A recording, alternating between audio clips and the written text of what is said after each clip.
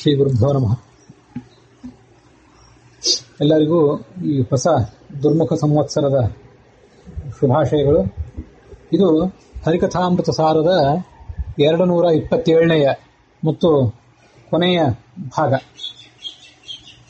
ಹರಿಕಥಾಮೃತ ಸಾರ ಅನ್ನುವ ಒಂದು ಪರಿಗಣನೆಯಿಂದ ಸುಮಾರು 50 ಪದ್ಯಗಳನ್ನು ನಾನು ಆಯ್ಕೆ ಮಾಡಿಕೊಂಡಿದ್ದೆ. ಅದರಲ್ಲಿ 40 ಪದ್ಯಗಳು ಈಗ ಮುಕ್ತಾಯ ಕಂಡಿವೆ. 41ನೇ ಪದ್ಯವನ್ನು ನೋಡಬೇಕು. ಅದು ಸ್ತೋತ್ರ ಸಂಧಿಯ 14ನೇ ಪದ್ಯ. 19ನೆಯ ಸ್ತೋತ್ರ ಸಂಧಿ, ಅದರ 14ನೇ ಪದ್ಯ. ಒಟ್ಟಾರೆ ಪದ್ಯಗಳಲ್ಲಿ 569ನೇ ಪದ್ಯ. ಅನೇಕ ಕಲ್ಪಗಳಲ್ಲಿ ಈ ಭಗವಂತ ತನ್ನ ಭಕ್ತರಾದವರಿಗೆ ಫಲ ಕೊಡ್ತಿರ್ತಾನೆ. ದೇವತೆಗಳಂಥ ಉತ್ತಮ ಜೀವರೇನಿದ್ದಾರೆ, ಅನೇಕ ಕಲ್ಪಗಳಲ್ಲಿ ಅವರಿಗೆ ಸಾಧನೆ ಇದೆ. ಆದ್ದರಿಂದ ಅವರಿಗೆ ಆ ಅನೇಕ ಕಲ್ಪಗಳಲ್ಲಿ ಅವರ ಕಡೆಯಿಂದ ಸಾಧನೆ ಮಾಡಿಸಿ ಅದಕ್ಕೆ ತಕ್ಕಂತೆ ಫಲ ಕೊಡ್ತಾನೆ. ಸಾಧಾರಣರಾದಂಥ ಜೀವರಿಗೆ ಒಂದೇ ಕಲ್ಪದಲ್ಲಿ ಈ ಸಾಧನೆಯ ಪ್ರಾರಂಭ ಮತ್ತು ಅದೇ ಕಲ್ಪದಲ್ಲೇ ಸಾಧನೆಯ ಮುಕ್ತಾಯ ಕೂಡ. ಅದಕ್ಕೆ ತಕ್ಕಂತೆ ಸತ್ಫಲ ದುಷ್ಫಲಗಳನ್ನು ಆಯಾ ಜೀವರಿಗೆ ಕೊಡ್ತಾನೆ. ಯಾವತ್ತೂ ಕೂಡ ಈ ಪರಮಾತ್ಮನನ್ನ ಅಲ್ಪ ಸುಖದ ಅಪೇಕ್ಷೆಯಿಂದ ನಾವು ಆರಾಧನೆ ಮಾಡೋದು ಬೇಡ. ಯಾಕಂದ್ರೆ ನಮ್ಮನ್ನ ಈ ಸೃಷ್ಟಿಗೆ ತಂದು ಈ ಒಂದು ದಡ ಮುಟ್ಟಿಸುವಂತಹ ಕೆಲಸ ಅವನದ್ದಾಗಿದೆ. ಅವನಿಗೆ ಆ ಜವಾಬ್ದಾರಿ ಇದೆ. ಯಾಕೆಂದ್ರೆ ಶಿಲ್ಪಕನ ಕೈಗೆ ಸಿಕ್ಕ ಶಿಲೆಯಂದದಲ್ಲಿ ಸಂತೈಪ. ಶಿಲ್ಪಿಯ ಕೈಯಲ್ಲಿ ಒಂದು ಶಿಲೆ ಸಿಕ್ಕಿದ್ರೆ ಆ ಶಿಲೆ ಏನು ಅವನನ್ನು ಬೇಡ್ಕೋಬೇಕಾಗಿಲ್ಲ, ನನಗೆ ಅದನ್ನು ಕೊಡು ಇದನ್ನು ಕೊಡು ಅಂತ ಏನೂ ಅದು ಕೇಳ್ಕೋಬೇಕಾಗಿಲ್ಲ. ಆ ಶಿಲ್ಪಿ ಆದವನು ತಾನು ಏನು ಮಾಡಬೇಕೋ ಅದನ್ನು ಮಾಡೇ ಮಾಡ್ತಾನೆ. ಅದಕ್ಕೊಂದು ರೂಪ ಕೊಡ್ಲಿಕ್ಕಾಗಿ ತನ್ನ ಕೈಯಲ್ಲಿ ಇಟ್ಕೊಂಡಿರ್ತಾನೆ. ಅಂಥ ಶಿಲೆಯಂತೆ ನಾವು ಪರಮಾತ್ಮನ ಕೈಯಲ್ಲಿದ್ದೀವಿ. ಒಬ್ಬೊಬ್ಬರಿಗೆ ಒಂದೊಂದು ರೂಪವನ್ನು ಕೊಡ್ತಾನೆ. ರೂಪವನ್ನು ಕೊಟ್ಟು ಒಬ್ಬರನ್ನ ಗುಡಿಯ ಗೋಪುರವನ್ನಾಗಿ, ಒಬ್ಬರನ್ನ ಗುಡಿಯ ಮೆಟ್ಟಿಲುಗಳನ್ನಾಗಿ, ಮತ್ತೊಬ್ಬರನ್ನ ಆ ಗುಡಿಯ ಗರ್ಭಗೃಹದ ದ್ವಾರ, ಮತ್ತೊಬ್ಬರನ್ನ ಗರ್ಭಗೃಹದ ಒಳಗಿರುವಂತಹ ಮೂರ್ತಿಯನ್ನಾಗಿ ಮಾಡ್ತಾನೆ. ಯಾರನ್ನು ಏನು ಮಾಡಬೇಕು ಅಂತ ಗೊತ್ತಿದೆ. ನಾವು ಅವನ ಕೈಯಲ್ಲಿ ಸಿಕ್ಕಂತ ಕಗ್ಗಲ್ಲುಗಳು. ಆ ನಮಃ ಕಿಂಶಿಲಾಯ ಚ ಕ್ಷಯಣಾಯ ಚ ಅಂತ ರುದ್ರಾಧ್ಯಾಯ ಅವನು ವರ್ಣನೆ ಮಾಡಿದೆ. ನಮ್ಮಂಥ ಕಗ್ಗಲ್ಲುಗಳಿಗೆ ಆತ ನಿಯಾಮಕ, ನಮ್ಮನ್ನು ರೂಪಿಸುವವನು ಅವನು.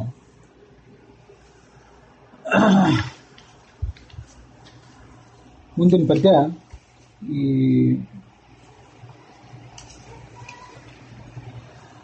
573ನೇ ಪದ್ಯ. ಒಟ್ಟಾರೆ ಪದ್ಯಗಳಲ್ಲಿ 573ನೇ ಪದ್ಯ. ಅದು ಈ ಸ್ತೋತ್ರ ಸಂಧಿಯಿದ್ದೇ 18ನೇ ಪದ್ಯ. ಒಟ್ಟಾರೆ ಪದ್ಯಗಳಲ್ಲಿ 573ನೇ ಪದ್ಯ.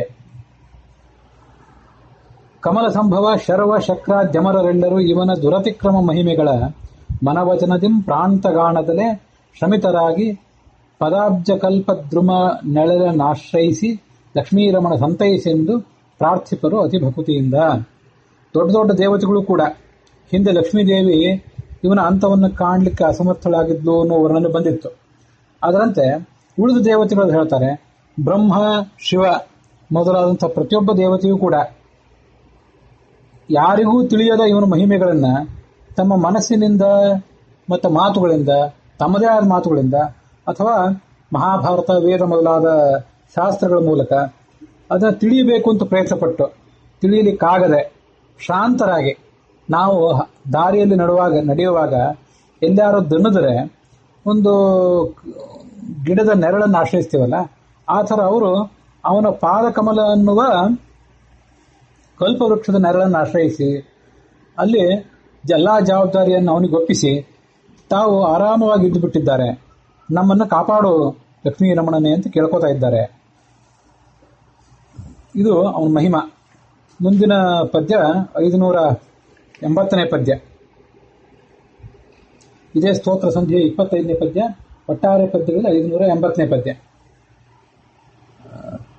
ತಂದೆ ತಾಯಿಗಳ ಕುರುಹನರಿಯದ ಕಂದ ದೇಶಾಂತರದೊಳಗೆ ತನ್ನಂದದಲ್ಲಿ ಇಪ್ಪವರ ಜನನೀ ಜನಕರನ್ನು ಕಂಡು ಹಿಂದೆ ಎನ್ನನು ಪಡೆದವರು ಈ ಅಂದದಲ್ಲಿ ಇಪ್ಪರಲ ನಾನವರನೆಂದು ಕಾಣುವೆ ಎನ್ನುತ್ತ ಹುಡುಕುವ ತೆರದಿ ಕೋವಿದರು. ಇದು ಈ ಛಾಂದೋಗ್ಯ ಉಪನಿಷತ್ತಲ್ಲಿ ಬಂದಿರುವಂತಹ ಒಂದು ವಿಚಾರ. ಒಬ್ಬ ಯಾವನೋ ಗಾಂಧಾರ ದೇಶದ ವ್ಯಕ್ತಿ, ಅವನನ್ನು ಕಣ್ಣು ಕಟ್ಟಿ ಕರ್ಕೊಂಡು ಹೋಗಿ ಯಾವುದೋ ಪ್ರಾಂತದಲ್ಲಿ ಬಿಟ್ಟುಬಿಟ್ಟಿದ್ದಾರಂತೆ.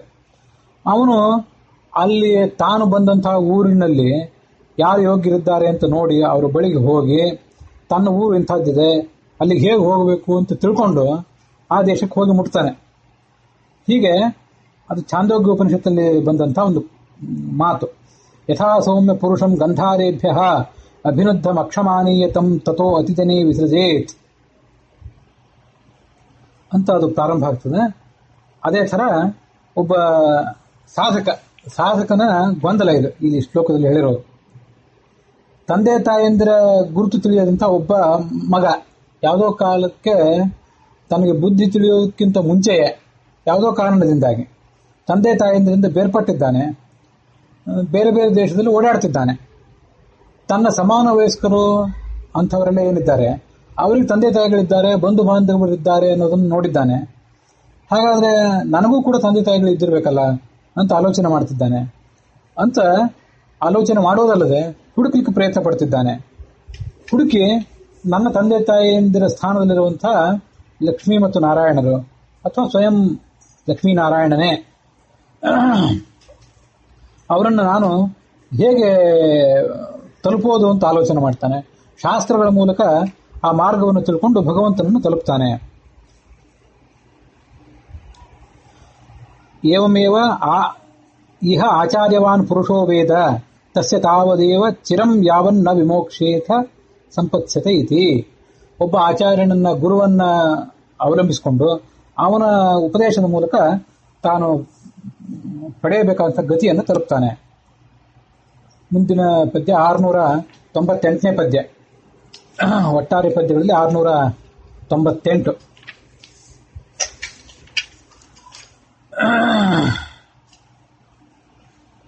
ಇದು ಭಕ್ತಾಪರಾಧ ಸಹಿಷ್ಣು ಸಂಧಿಯ 32ನೇ ಪದ್ಯ. ಒಟ್ಟಾರೆ ಪದ್ಯಗಳಲ್ಲಿ ಈಗಾಗಲೇ ಹೇಳಿದಂತೆ 698ನೇ ಪದ್ಯ. ಹರಿಕಥಾಮೃತ ಸಾರದ 44ನೇ ಪದ್ಯ. ಭಗವಂತನನ್ನು ಏನಂತ ಬೇಡ್ಕೊಳ್ಬೇಕು, ನಮಗೆ ಭಗವಂತನ ಏನು ಕೇಳಬೇಕು ಅಂತ ಗೊತ್ತಿಲ್ಲ. ತಗೊಂಡೋಗಿ ಭಗವಂತನ ಮುಂದೆ ನಿಲ್ಲಿಸಿಬಿಟ್ರೆ ಅಥವಾ ಭಗವಂತನೇ ನಮ್ಮ ಕಣ್ಣಿಗೆ ಏನಾದರೂ ಯಾವಾಗಾದ್ರೂ ಕಾಣಿಸಿಬಿಟ್ರೆ ಪೆದ್ದರಂತೆ ಏನೇನಾದರೂ ಬೇಡ್ಕೊಂಡು ಬಿಟ್ಟೆವು.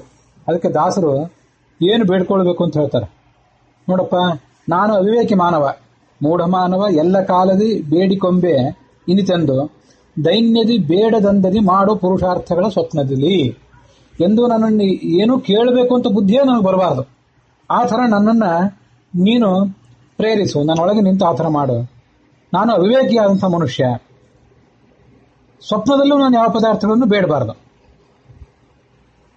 ನನಗೆ ಏನು ಮಾಡ್ಬೇಕು ನೀನು? ಹಾಗಾದರೆ ಏನಾದ್ರು ಕೊಡೋದೇ ಇದ್ರೆ, ಯಾವ ಭಾಗವತರು ಜ್ಞಾನಿಗಳು ನಿನ್ನ ಗುಣಗಳನ್ನ ಸ್ಮರಣೆ ಮಾಡ್ತಿರ್ತಾರಲ್ಲ ಅವರನ್ನ ಆ ಭಾಗವತರ ಜೊತೆ ನನಗೆ ಜನ್ಮ ಕೊಡೋ ಸಾಕು.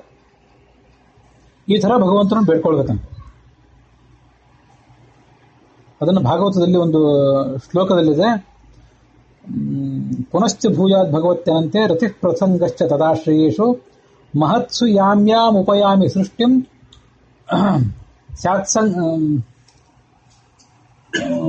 ಯಾಮ್ಯಾಮುಪಯಾಮಿ ಸೃಷ್ಟಿಂ ಮೈತ್ರ್ಯಸ್ತು ಸರ್ವತ್ರ ನಮೋ ದ್ವಿಜೇಭ್ಯ.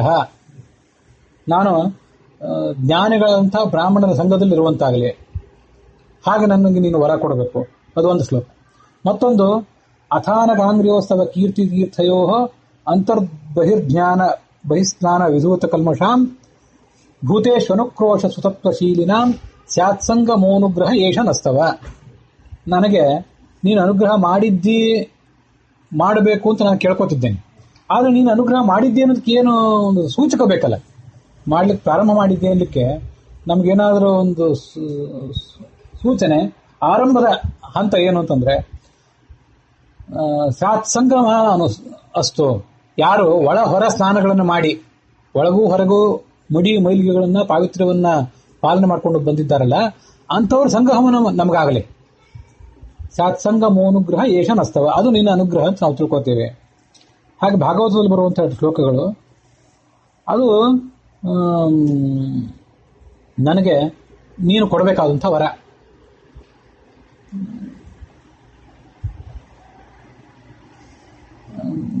ಭಾಗವತದಲ್ಲಿ ಪ್ರಹ್ಲಾದ ಕೇಳ್ಕೊಂಡ ಒಂದು ವರನೂ ಇದೆ. ನರಸಿಂಹದೇವರನ್ನು ಕೇಳ್ಕೊಂಡದ್ದು.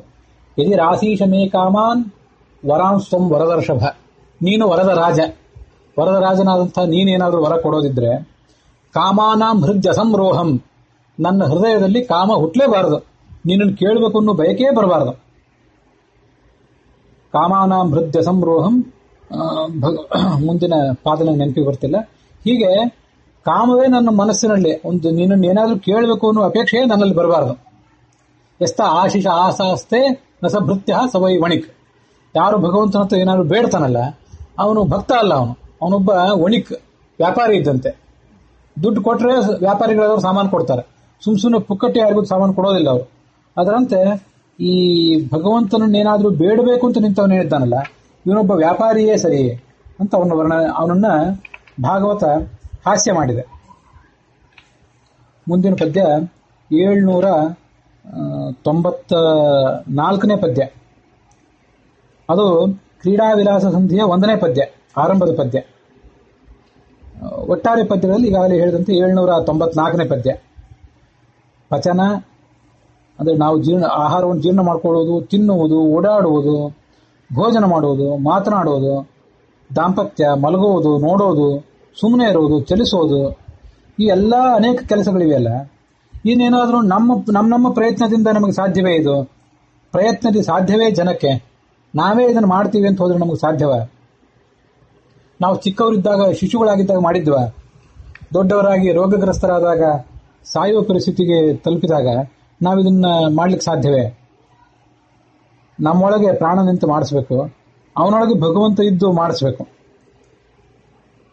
ಶುಚಿ ಸದನ ಅಂದ್ರೆ ಪ್ರಾಣನ ಅಂತರ್ಯಾಮಿಯಾದ ಭಗವಂತ, ಅವನ ದಯೆಯಿಂದ ಈ ಕೆಲಸ ಆಗಬೇಕು. ಜೀವರ ಗುಂಪಿನೊಳಗೆ ನಿಂತು ಒಳ್ಳೆಯ ಕೆಲಸಗಳೇ ಆಗಲಿ, ಕೆಟ್ಟ ಕೆಲಸಗಳೇ ಆಗಲಿ ಆತ ತಾನು ಮಾಡಿಸ್ಬೇಕು. ತಾನು ಮಾಡಿದ್ರೆ ಈ ಕೆಲಸ ಆಗ್ತವೆ, ಇಲ್ಲದಿದ್ರೆ ಏನು ಕೆಲಸವೂ ಆಗೋದಿಲ್ಲ. ಮುಂದಿಂದು 799ನೇ ಪದ್ಯ, ಅಂದ್ರೆ ಇದೇ ಕ್ರೀಡಾ ವಿಲಾಸ ಸಂಧಿಯ 6ನೇ ಪದ್ಯ. ಭಗವಂತ ಹೇಗೆ ಸೃಷ್ಟಿಯನ್ನು ಮಾಡ್ತಾನೆ, ಮತ್ತೆ ಸೃಷ್ಟಿ ಮಾಡುವಾಗ ಸುತ್ತಮುತ್ತಿದ್ದಂಥವ್ರನ್ನೆಲ್ಲ, ಲಕ್ಷ್ಮೀದೇವಿಯನ್ನ, ಚತುರ್ಮುಖಾದಿಗಳನ್ನ, ತತ್ವಾಭಿಮಾನಿಗಳನ್ನ, ಅವರನ್ನೆಲ್ಲ ಅವಲಂಬಿಸಿದಂತೆ ಅವ್ರ ಸಹಕಾರ ತಗೊಂಡು ಸೃಷ್ಟಿ ಮಾಡಿದಂತೆ ಕಾಣಿಸ್ತದಲ್ಲ, ಅದರ ಹಿಂದಿನ ಮರ್ಮ ಏನು ಅನ್ನೋದನ್ನು ಈ ಪದ್ಯದಲ್ಲಿ ಹೇಳ್ತಾರೆ. ಕೋಲು ಕುದುರೆಯ ಮಾಡಿ ಆಡುವ ಬಾಲಕರ ತೆರೆದಂತೆ ಲಕ್ಷ್ಮೀಲೋಲ, ಸ್ವಾತಂತ್ರ್ಯ ಗುಣವ ಬ್ರಹ್ಮಾದ್ಯರೊಳಗಿಟ್ಟು ಲೀಲೆಗೈವನು ತನ್ನವರಿಗದನು ಅನುಕೂಲವಾಗಿದ್ದು ಎಲ್ಲ ಕಾಲದಿ ಕೂಳರಿಗೆ ಪ್ರತಿಕೂಲನಾಗಿ ಪ್ರಕಟವಾಗದಲೇ. ಒಂದು ಬಾಲಕ ಏನ್ ಮಾಡ್ತಾನಂದ್ರೆ, ಕೋಲು ಕುದುರೆಯನ್ನ ಒಂದು ಒಂದು ಉದ್ದವಾದ ಕೋಲು, ಅದರ ತುದಿಯಲ್ಲಿ ಒಂದು ಕುದುರೆಯ ಮುಖ, ಕೆಲವು ಸರಿ ಅದು ಆಟಿಗೆ ಸಿಗ್ತಿರ್ತದೆ ಅಂಗಡಿಗಳಲ್ಲಿ. ಅದಿಲ್ಲದೆ ಇದ್ರೆ ಬರೀ ಕೋಲಾದ್ರು. ಆ ಕೋಲನ್ನ ತನ್ನ ಕಾಲುಗಳ ನಡುವೆ ಸಿಕ್ಕಿಸ್ಕೊಂಡಿರ್ತಾನೆ. ಸಿಕ್ಕಿಸ್ಕೊಂಡು ತಾನು ಕುದುರೆ ಮೇಲೆ ಕೂತಿದ್ದೇನೆ ಅನ್ನುವಂತ ಒಂದು ಹಮ್ಮಿನಿಂದ ಓಡಾಡ್ತಿರ್ತಾನೆ. ಈಗ ಅವನೇನು ಓಡಾಡ್ತಾನಲ್ಲ, ಆ ಓಡಾಡುವವನ ಮುಖದಲ್ಲಿ ಕುದುರೆ ಮೇಲೆ ಕೂತವನ ಗತ್ತೆ ಕಾಣಿಸ್ತಿರ್ತದೆ. ಆದ್ರೆ ಆ ಕೋಲೇನು ಇವನನ್ನು ಎಳ್ಕೊಂಡು ಹೋಗ್ತಿರೋದಿಲ್ಲ, ಇವನೇ ಕೋಲನ್ನು ಎಳ್ಕೊಂಡು ಹೋಗ್ತಿರ್ತಾನೆ. ಅಂತ ಪರಿಸ್ಥಿತಿಯಲ್ಲಿ ಇವನಿರ್ತಾನೆ.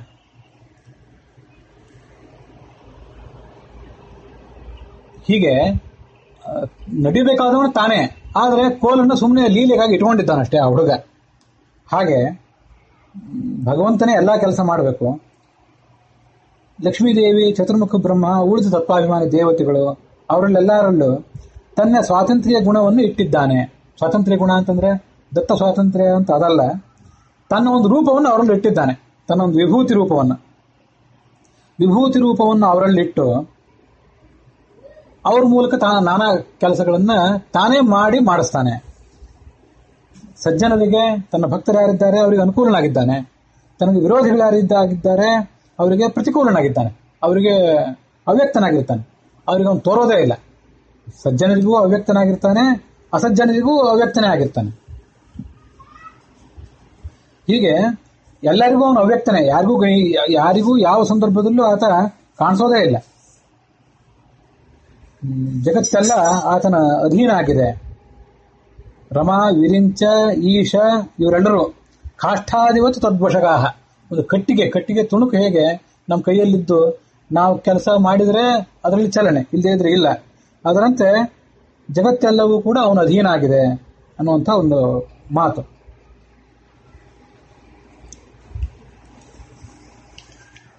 ಮುಂದಿನ ಪದ್ಯ 872ನೇ ಪದ್ಯ.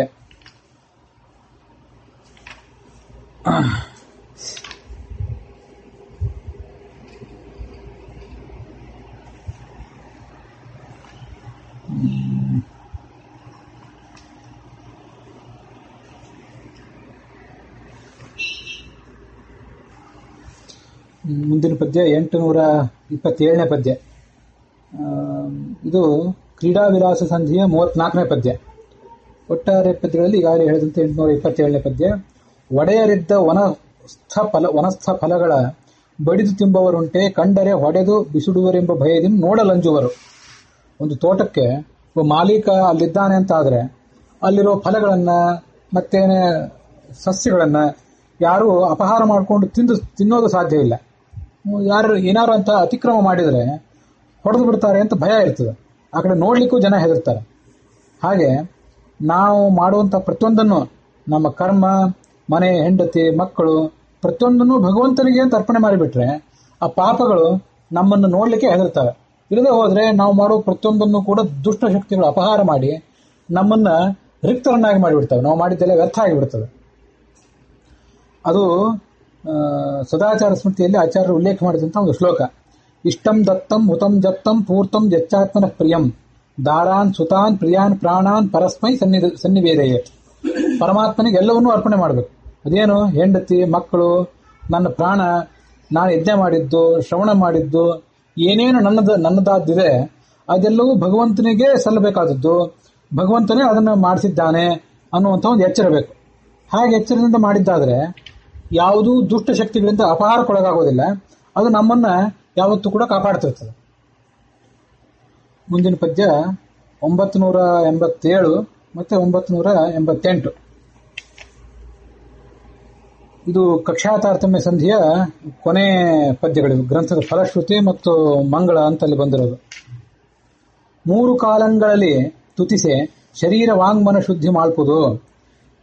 ದಿನನಿತ್ಯ ಬೆಳಗ್ಗೆ, ಮಧ್ಯಾಹ್ನ, ಸಾಯಂಕಾಲ ಇದನ್ನು ನಾವು ಪಠನ ಮಾಡಿದರೆ, ಪಾರಾಯಣ ಮಾಡಿದರೆ, ಅರ್ಥಸಹಿತವಾಗಿ ಇದನ್ನ ಪ್ರವಚನ ಮಾಡಿದರೆ ನಮ್ಮ ಶರೀರ, ಮಾತು, ಮನಸ್ಸು, ಆತ್ಮ ಇದೆಲ್ಲ ಪವಿತ್ರ ಆಗ್ತದೆ. ಮತ್ತೆ ನಾವೇನು ಪಾಪಗಳನ್ನು ಮಾಡ್ತೀವಿ ಆ ಪಾಪ ಎಲ್ಲ ದೂರ ಆಗಿ ಹೋಗ್ತದೆ ಈ ಗ್ರಂಥದ ಮಹಿಮೆಯಿಂದ. ಎಂದು ಕಳ್ಳರ ಭಯ, ರಾಜರ ಭಯ, ದುಷ್ಟ ಪ್ರಾಣಿಗಳು, ಮೊಸಳೆ, ಹುಲಿ, ಹಾವು ಮೊದಲಾದ ಪ್ರಾಣಿಗಳ ಭಯ ಇರೋದಿಲ್ಲ. ಮತ್ತೆ ಯಾವುದಾದ್ರೂ ಶಸ್ತ್ರದಿಂದ ನಮಗೆ ಆಪತ್ತು ಬಂದಿದ್ರೆ, ಜಲ, ಅಗ್ನಿ, ಮತ್ತೆ ಭೂತಗಳು, ಪಿಶಾಚಗಳು ಅಂಥದ್ರಿಂದ ಏನಾದರೂ ನಮಗೆ ಆಪತ್ತು ಬಂದಿದ್ರೆ, ಮಹಾಸರ್ಪಗಳಿಂದ ಜ್ವರ, ರೋಗಗಳು, ಅದ್ರ ಭಯ ಬಂದಿದ್ರೆ ಅದೆಲ್ಲವೂ ಇದರಿಂದ ಪರಿಹಾರ ಆಗ್ತದೆ. ಸಂಭವಿಸುವುದು ಎಂದೆಂದು. ಜಯ ಜಯತು ತ್ರಿಜಗದ್ವಿಲಕ್ಷಣ, ಜಯ ಜಯತು ಜಗದೇಕ ಕಾರಣ, ಜಯ ಜಯತು ಜಾನಕೀರಮಣ, ನಿರ್ಗತ ಜರಾಮರಣ, ಜಯ ಜಯತು ಜಾಹ್ನವೀ ಜನಕ, ಜಯ ಜಯತು ದೈತ್ಯ ಕುಲಾಂತಕ, ಭವಾಮಯ ಹರ ಜಗನ್ನಾಥ ವಿಠಲ ಪಾಹಿಮಾಂ ಸತತ.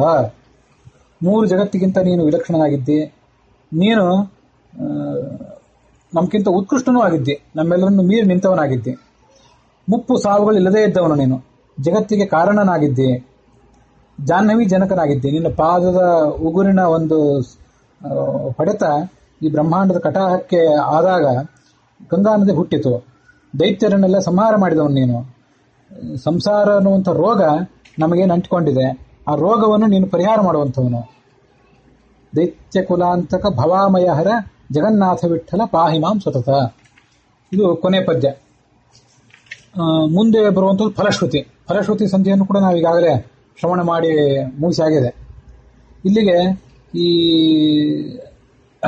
ಹರಿಕಥಾಮೃತ ಸಾರದ ಶ್ರವಣ ಅದರ ಕೊನೆಯ ಭಾಗ 227ನೇ ಭಾಗ ಅದು ಇಲ್ಲಿಗೆ ಸಮಾಪ್ತಿಯನ್ನು ಕಂಡಿದೆ. ಈ ಯುಗಾದಿಯ ಒಂದು ಶುಭ ದಿವಸದಂದು ಇದು ಸಮಾಪ್ತಿ ಕಂಡಿದೆ. ವಸ್ತುತಃ ಈ ಒಂದು ವರ್ಷದ ಹಿಂದೆನೇ ಇದರ ಫಲಶ್ರುತಿನೂ ಕೂಡ ಮುಗಿದಿತ್ತು. ಆದರೆ ವಿರಾಟ ಪರ್ವ ಪೇಜಾವರ ಸ್ವಾಮಿಗಳ ಅವರಿಗೆ ಅರ್ಪಿತ ಆಗಬೇಕು, ಅದಾದ್ಮೇಲೆ ಇದನ್ನು ಮಂಗಳ ಮಾಡೋಣ ಅಂತ ಕಾದಿದ್ವಿ. ಅದಕ್ಕಾಗಿ ಸ್ವಲ್ಪ ವಿಳಂಬ ಆಯ್ತು ಅಷ್ಟೇ. ಪೇಜಾವರ ಸ್ವಾಮಿಗಳಿಗೆ ಅನೇಕ ಜನ ಶಿಷ್ಯರು. ವಿಶ್ವಪ್ರಸನ್ನ ತೀರ್ಥರು ಅವರ ಮಠದ ಉತ್ತರಾಧಿಕಾರಿಗಳು. ಅವರಿಗೆ ಮಹಾಭಾರತದ ಉದ್ಯೋಗ ಪರ್ವ ಮುಂದೆ ಅರ್ಪಿತ ಆಗ್ತದೆ. ಅವರು ನಮಗೆ ವಿಶ್ವಪ್ರಸನ್ನ ತೀರ್ಥರು ನಮಗೆ ಯಜುರ್ವೇದ ಪಾಠ ಮಾಡಿದ ಗುರುಗಳೇ. ಪೇಜಾವರ ಸ್ವಾಮಿಗಳ ಮತ್ತೊಬ್ಬ ಖ್ಯಾತರು ಸಮರ್ಥರಾದ ಶಿಷ್ಯರು ಅಂದ್ರೆ ಸುವಿದ್ಯೇಂದ್ರ ತೀರ್ಥರು. ಅವರಿಗೆ ಈ ಪರ್ವ ಅರ್ಪಿತ ಆಗಬೇಕು. ಸುವಿದ್ಯೇಂದ್ರ ತೀರ್ಥರು ಮೊದಲು ಗುರುವೆಂಕಟಾಚಾರ್ಯ ಅಂತ ಹೆಸರಿನವರು, ಗುರುಗಳೇ ಆಗಿದ್ದವರು. ಅವರು ಎಲ್ಲರಿಗೂ ಗುರುಗಳೇ ಆಗಿದ್ದವರು. ವಾದಿರಾಜ ಸ್ವಾಮಿಗಳ ಗ್ರಂಥಗಳಲ್ಲಿ ವಿಶೇಷವಾದ ಪರಿಣತಿ ಅವರಿಗೆ, ಭಾಗವತದಲ್ಲಿ ಕೂಡ ವಿಶೇಷವಾದ ಪರಿಣತಿ, ಪ್ರಮೇಯ ಜ್ಞಾನದಲ್ಲಿ ಮತ್ತು ಪ್ರಮಾಣಗಳ ಜ್ಞಾನದಲ್ಲಿ ವಿಶೇಷವಾಗಿ ಎಲ್ಲರಿಗೂ ಮಾರ್ಗದರ್ಶನ ಮಾಡುವಂತಹ ಒಂದು ವ್ಯಕ್ತಿತ್ವ. ಅವರು ವಿದ್ಯಾಪೀಠದಲ್ಲಿ ಪೂರ್ಣಪ್ರಜ್ಞೆ ವಿದ್ಯಾಪೀಠದಲ್ಲಿ ಅಧ್ಯಾಪಕರಾಗಿದ್ದಾಗಲೇ ಬೇರೆ ಕಡೆ ಭಾಗವತ ಸಪ್ತಾಹ ಮೊದಲಾದವುಗಳನ್ನು ಮಾಡ್ತಿದ್ರು. ಆದರೆ ವಿದ್ಯಾಪೀಠದಲ್ಲಿ ಇದ್ದಂತಹ ಎಷ್ಟೋ ಜನ ವಿದ್ವಾಂಸರಿಗೆ, ವಿದ್ಯಾರ್ಥಿಗಳಿಗೆ ಅವರ ಭಾಗವತದ ರುಚಿ ಅನುಭವ ಆಗಿರಲಿಲ್ಲ. ಒಂದು ಸರಿ ಹೊರಗೆಲ್ಲ ಅವರ ಖ್ಯಾತರಾದ ವಿದ್ಯಾಪೀಠದಲ್ಲಿ ಒಂದು ಸರಿ ಅವರು ಭಾಗವತ ಸಪ್ತಾಹ ಇಡಿಸಿದ್ರು. ಇಷ್ಟು ಅದ್ಭುತವಾಗಿ ಭಾಗವತವನ್ನು ನಾವು ಹೇಳಬಹುದಾ, ಕೇಳಬಹುದಾ ಅಂತ ಎಲ್ಲರಿಗೂ ಆಶ್ಚರ್ಯ ಆಯಿತು. ಅಷ್ಟು ಅದ್ಭುತವಾಗಿ ಭಾಗವತವನ್ನು ಅವರು ಸಪ್ತಾಹ ಮಾಡಿದವರು. ಸನ್ಯಾಸಿಗಳಾಗೋದಕ್ಕಿಂತ ಮೊದಲು, ಸುವಿದ್ಯೇಂದ್ರ ತೀರ್ಥರು ಅಂತ ಕರೆಸ್ಕೊಳ್ಳೋದಕ್ಕಿಂತ ಮೊದಲು ವಿದ್ಯಾಪೀಠದಲ್ಲಿದ್ದರು. ನಮಗೆ ಮಧ್ವ ವಿಜಯ ಮತ್ತು ಸಂಸ್ಕೃತದ ಕಾವ್ಯದ ಪಾಠ, ಆರಂಭದ ಪಾಠಗಳನ್ನು ಮಾಡಿದವರು. ಮುಂದೆ ಕೆಲವು ಶಾಸ್ತ್ರ ಗ್ರಂಥಗಳನ್ನು ಪಾಠ ಮಾಡಿದವರು, ತರ್ಕ, ವೇದಾಂತ ಮೊದಲಾದವುಗಳನ್ನು. ಮತ್ತೆ ವಿಶೇಷವಾಗಿ ಅವರನ್ನು ಯಾತಕ್ಕೆ ನೆನೆಸ್ಕೋಬೇಕು ಅಂದರೆ, ಇಡೀ ಋಗ್ವೇದವನ್ನು ನಮಗೆ ಪಾಠ ಮಾಡಿದವರು. ಅವರು ವಸ್ತುತಃ ಯಜುರ್ವೇದಿಗಳೇ, ನಾನು ಯಜುರ್ವೇದಿಯೇ, ಆದರೂ ಅವರು ಋಗ್ವೇದ ಪಾಠ ಮಾಡಿದ್ರು ನಮಗೆ. ಪೇಜಾವರ ಸ್ವಾಮಿಗಳ ಶಿಷ್ಯರಲ್ಲಿ ವಿಶ್ವಪ್ರಸನ್ನ ತೀರ್ಥರು ಯಜುರ್ವೇದ ಪಾಠ ಮಾಡಿದರು, ಇವರು ಋಗ್ವೇದ ಪಾಠ ಮಾಡಿದರು. ಆ ಋಗ್ವೇದ ಪಾಠ ಮಾಡಿದ್ದನ್ನು ನೆನೆಸ್ಕೋತಿರ್ತೇನೆ. ಉಳಿದ ಈ ಋಗ್ವೇದದ ಪಾಠ ಹೇಗೆ ಅಂದರೆ, ಇದು ಔಟ್ ಆಫ್ ಸಿಲೆಬಸ್. ನಮ್ಮ ಸಿಲೆಬಸ್ನಲ್ಲಿ, ವಿದ್ಯಾಪೀಠದ ಸಿಲೆಬಸ್ನಲ್ಲಿ ಸೇರಿದ ಪಾಠಗಳಿಗಿಂತ ಹೊರತಾಗಿ ಇಡೀ ಋಗ್ವೇದವನ್ನು, ಯಜುರ್ವೇದವನ್ನು ಗುರುಗಳ ಮೂಲಕ ಒಂದು ಸರಿ ಹೇಳಿಸ್ಕೋಬೇಕು. ನಮಗೆ ಸ್ವರಗಳನ್ನು ಸುಸ್ವರವಾಗಿ ಅನ್ಲಿಕ್ಕೆ ಬರ್ತಾ ಇದ್ರೂ ಕೂಡ ಒಂದು ಬಾರಿ ಗುರುವಿನ ಉಪದೇಶ ನಾವು ಪಡ್ಕೊಳ್ಬೇಕು ಅಂತ ಸಿಲೆಬಸ್ಸನ್ನು ಬಿಟ್ಟು ಅಧ್ಯಯನ ಮಾಡಲಿಕ್ಕೆ, ಕೆಲವು ವಿಷಯಗಳನ್ನು ಅಧ್ಯಯನ ಮಾಡಲಿಕ್ಕೆ ವಿದ್ಯಾರ್ಥಿಗಳು ತೊಡಗುತ್ತಿದ್ರು. ಆ ಥರ ಋಗ್ವೇದವನ್ನು ಪಾಠ ಮಾಡಿದವರು. ಉಳಿದವರು ಋಗ್ವೇದ ಪಾಠ ಮಾಡೋದಕ್ಕೂ ಇವರು ಋಗ್ವೇದ ಪಾಠ ಮಾಡೋದಕ್ಕೂ ಸ್ವಲ್ಪ ಅಂತರ ಇರ್ತಿತ್ತು. ಇವರು ಬಹಳ ಕಾಲ ತಗೊಂಡಿದ್ರು. ಅವ್ರ ವೈಶಿಷ್ಟ್ಯ ಏನಂದ್ರೆ, ನಡುವೆ ಎಲ್ಲಾದರೂ ಕೆಲವು ಬಾರಿ ಆ ಋಗ್ವೇದದ ಮಂತ್ರಗಳಿಗೆ ಅರ್ಥ ಹೇಳ್ತಿದ್ರು. ಅಂಥದ್ರಲ್ಲಿ ಒಂದು ಕಡೆ ಅರಾಯಿ ಕಾಣೆ ವಿಕಟೆ ಗಿರಿಂ ಅಂತನ್ನೋದು ಈ ಋಗ್ವೇದದ ಮಂತ್ರ. ತಿರುಪತಿಯ ವೆಂಕಟರಮಣನ ಗಿರಿಂ ಅನ್ನುವ ಶಬ್ದದಿಂದ ತಿರುಪತಿಯ ವೆಂಕಟ ಪರ್ವತದಲ್ಲಿ ಏನಿದ್ದಾನಲ್ಲ, ಆ ಪರ್ವತಾಧೀಶನನ್ನ ಇದು ಪ್ರತಿಪಾದನೆ ಮಾಡ್ತಾ ಇದೆ ಅಂತ ಒಂದ್ಸರಿ ಅವ್ರು ಹೇಳಿದ್ರು. ಅದನ್ನ ನೆನಪಿದೆ. ಯಾವ ಗುರುಗಳೇ ಆಗಲಿ ಕೊಟ್ಟದ್ದು ವಿದ್ಯೆ, ಅದೆಲ್ಲ ನಾವಿವತ್ತು ಆಡುವಂತಹ ಪ್ರತಿಯೊಂದು ಮಾತು, ಪ್ರತಿಯೊಂದು ಆಲೋಚನೆ, ಅದೆಲ್ಲ ಅವರಿಂದಲೇ ಒಂದು ಪ್ರಭಾವಿತವಾದದ್ದೇ. ಅವರು ಮಧ್ವವಿಜಯ ಮಂಗಳ ಮಾಡಿದರು. ಈಗೇನು ಮಧ್ವವಿಜಯ ಅಂತನ್ನೋದು ವಿದ್ಯಾಪೀಠದ ಸಿಲೆಬಸ್ನಲ್ಲೇ ಸೇರಿದ್ದು. ಗಲಗಲಿ ಅಣ್ಣಯ್ಯಾಚಾರ್ಯರು, ಪಂಡರನಾಥಾಚಾರ್ಯರ ಹಿರಿಯ ಅಣ್ಣ ಅವರು ಮತ್ತೆ ಈ ಗುರುವೆಂಕಟಾಚಾರ್ಯರು, ಮತ್ತೊಬ್ಬರು ವಿಷ್ಣುಮೂರ್ತಿ ಆಚಾರ್ಯ ಮಂಜಿತ್ತಾಯ ಅನ್ನೋರು, ಇವರು 3 ಜನ ಸೇರಿ ಮಧ್ವವಿಜಯ ಪಾಠ ಮಾಡಿದ್ರು ಒಂದೊಂದು ವರ್ಷ. ಅದರಲ್ಲಿ ಇವರು ಮಧ್ವವಿಜಯ ಪಾಠ ಮಾಡಿದ್ರು, 3 ಜನ ಗುರುಗಳು ಸೇರಿ ಅದನ್ನು ಮಂಗಳ ಮಾಡಿದ್ರು. ಇವರು ಋಗ್ವೇದವನ್ನ ಪೂರ್ತಿಯಾಗಿ ಹೇಳಿದ್ಮೇಲೆ ಒಂದ್ಸರಿ ಮಂಗಳ ಮಾಡಿದ್ರು. ಅವ್ರು ಕೊಟ್ಟಂತ ಒಂದು ಬೆಳ್ಳಿ ಬಟ್ಟಲು, ಯಾವುದೋ ಒಂದು ಬೆಳ್ಳಿಯ ಸಂಪುಟ ಇವತ್ತಿಗೂ ನನ್ನ ಹತ್ರ ಇದೆ, ನನ್ನ ಹೆಂಡತಿ ಹತ್ರ ಇದೆ. ಅದನ್ನ ನೆನಪು ಮಾಡ್ಕೊಳ್ಬೇಕು ಅನ್ನೋದಕ್ಕಾಗಿ ಮಾಡ್ಕೊಂಡೆ ಅಷ್ಟೇ. ಒಂದು ನರಸಿಂಹದೇವರ ಪೂಜಾ ಮಾಡಬೇಕು ಅಂತ ಅನಿಸ್ತು ನಮಗೆ. ಅದನ್ನ ಅವ್ರೇನು ಕೊಟ್ಟಿಲ್ಲ, ಎಲ್ಲರೂ ಮತ್ಕೊಂಡು ನಮ್ಗೊಂದು ದೇವ್ರು ಕೊಡ್ರಿ ಅಂತ ಅವ್ರು ಏನ್ ಕೊಡ್ಬೇಕು? ಅವ್ರು ಎಲ್ಲರಿಗೂ, ಪ್ರತಿಯೊಬ್ಬರಿಗೂ ನಾವೇ ನರಸಿಂಹದೇವ್ರ ಪ್ರತಿಮೆಯನ್ನು ಖರೀದಿ ಮಾಡಿ, ಸ್ವಾಮಿ ಇದನ್ನ ಪೂಜೆ ಮಾಡಿ ಕೊಡ್ರಿ ನಮಗೆ ಅಂತ ಕೇಳ್ಕೊಂಡಿದ್ವಿ, ನಾನು ನನ್ನ ತಮ್ಮ ವೀರನಾರಾಯಣಾಚಾರ್ಯ. ಆ ಥರ ಅವ್ರು ಕೊಟ್ಟಂತಹ ಆ ದೇವರುಗಳಿವೆ, ಬೆಳ್ಳಿಯ ಸಂಪುಟಗಳು.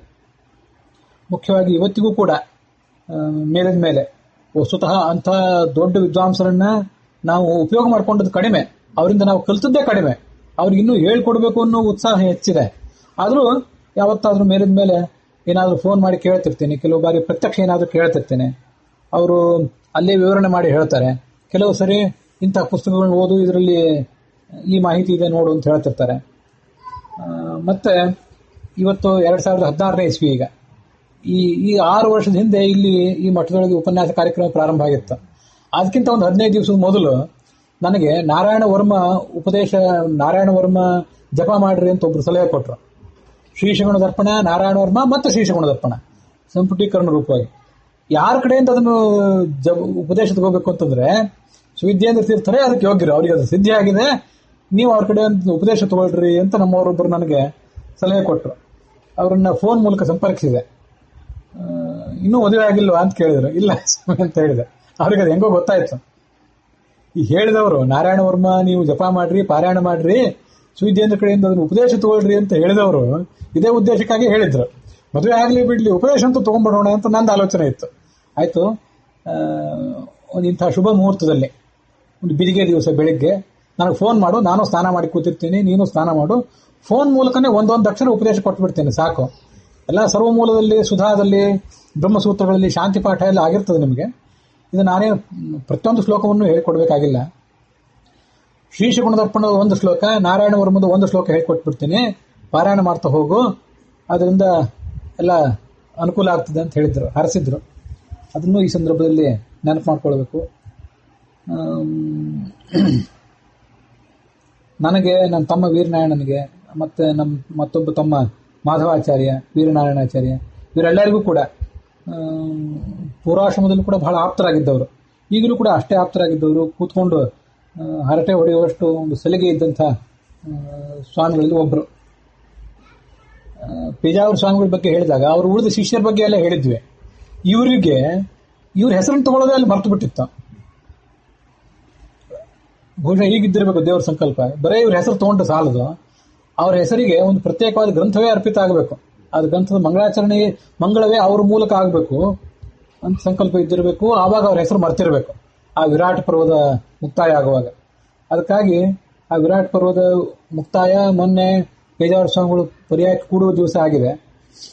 ಅವರ ಶಿಷ್ಯರಲ್ಲಿ ಒಬ್ಬರಾದಂತಹ ಸುವಿದ್ಯೇಂದ್ರ ತೀರ್ಥರು ಅವರಿಗೆ ಈ ಹರಿಕಥಾಮೃತ ಸಾರದ ಸುದೀರ್ಘವಾದಂತಹ ಒಂದು ಪ್ರವಚನದ ಅರ್ಪಣೆ ಅವರ ಮೂಲಕ, ಅವರ ಗುರುಗಳಾದಂತಹ ಪೇಜಾವರ ಸ್ವಾಮಿಗಳು ಮತ್ತೆ ಮಧ್ವಾಚಾರ್ಯರು, ಅವರ ಅಂತರ್ಯಾಮಿಯಾಗಿರ್ತಕ್ಕಂಥ ಲಕ್ಷ್ಮೀ ನರಸಿಂಹದೇವರು ಅವರಿಗೆ ಇದು ಅರ್ಪಿತ ಆಗಿದೆ.